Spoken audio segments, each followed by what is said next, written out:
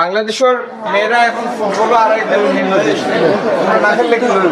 আমি মেঘর কিন আনলে কিন্তু লোকে বইয়া গপসপ করলাম আপনার কাছে 7 ভালো আছেন আপনারা? তোমরা খেলো কি খালি লেখাপড়া করো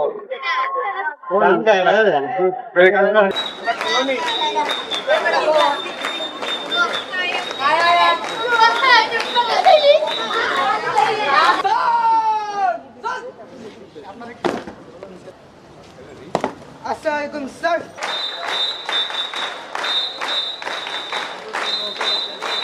এই তারুণ্যের শক্তিকে একটা গঠনমূলক সামাজিক শক্তিতে রূপান্তর, এই সব কিছুর জন্য একটু সময় লাগবে।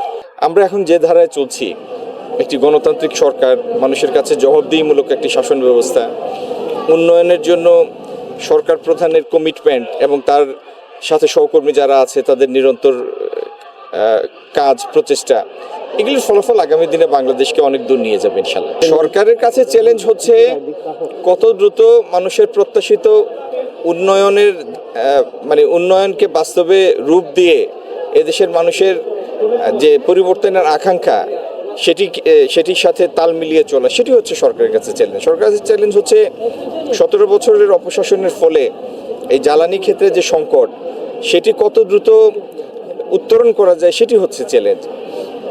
এই যে একটা বড় তারুণ্যের শক্তি, আমাদের গড় বয়স 27 বছর এই দেশের জনসংখ্যার, এই তারুণ্যের শক্তিকে কত দ্রুত কর্মশক্তিতে রূপান্তর করা যায়, সেটি হচ্ছে চ্যালেঞ্জ।